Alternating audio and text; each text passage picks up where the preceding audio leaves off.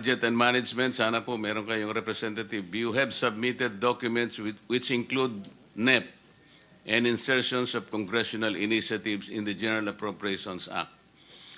Pero ang kailangan po nating malaman, sino po ang naglagay ng mga insertions na ito at saang lugar ang sakop ng mga proyektong ito.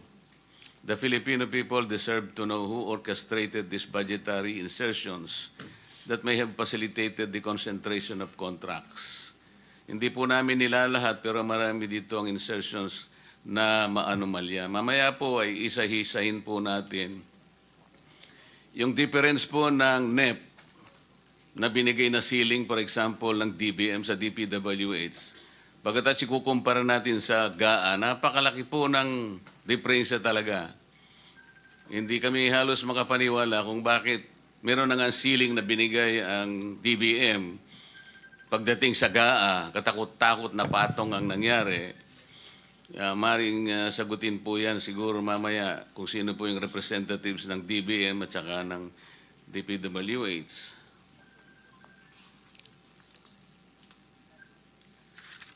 Ang Bureau of Internal Revenue po ay kausap namin sapagkat kailangan din po nilang tumulong dahil po sa malawak at maanomalyang pagkakagawa ng mga flood control projects. Nakahanda po sila, sang-ayon po sa aming informal engagement sa kanila. Nandyan lang po sila sa paligid at nakahanda na mag-issue ng LOA sa mga individual contractors na inayahan po natin. Kailangan po nating ma-ensure na ang contractors po na bibigyan ng ganitong otoridad ay mga legitimate entities capable of fulfilling their tax obligations. Sa Philippine Contractors Accreditation Board, kung nandyan po kayo, you must restate for us the requirements for contractor accreditation and explain how these 15 contractors and even more obtain their licenses across different categories. You have publicly stated that you will conduct an investigation yourselves. Pero paano natin masasabi na walang conflict of interest kung meron sa inyo ang contractor din nakasama po sa 15 na na-identify?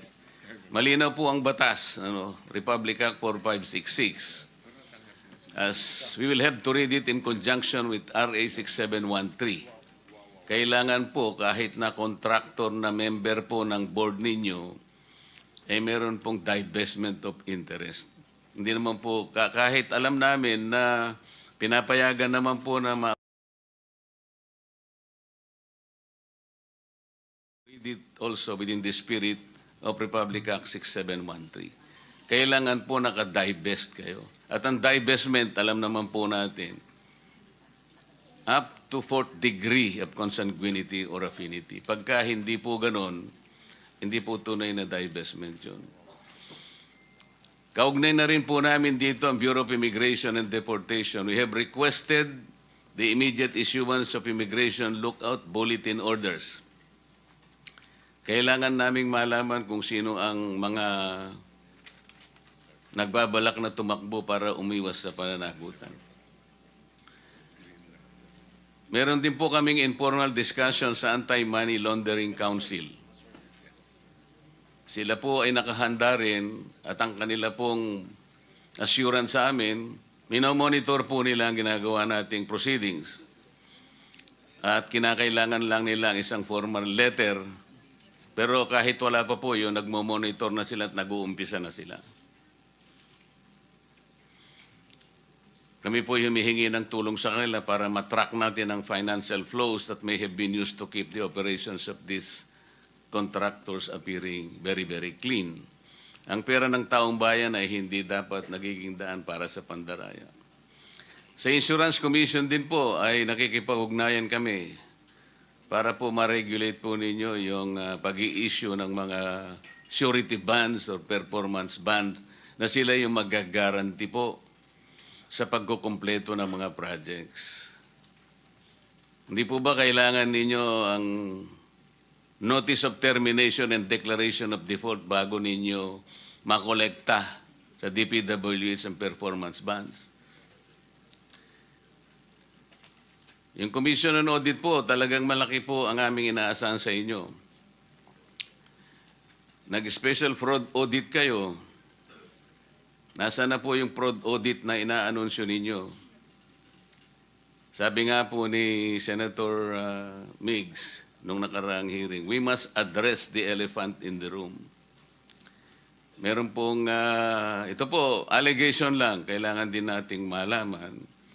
Yung asawa po ng isang commissioner ng COA po ay isang contractor din. Wala po tayong conclusion dito. Lahat po sana ito ay maayos nating maimbestiga lahat. Kasi parang may conflict of interest nga naman doon. Paano i-audit po yung trabaho po ng contractor. Nakikita po namin yung mga pattern. Puro pangako naman yung paggagawa ng investigation. Yun pong concentration ng 100 billion sa kontrata among the 15 contractors is not a statistical anomaly.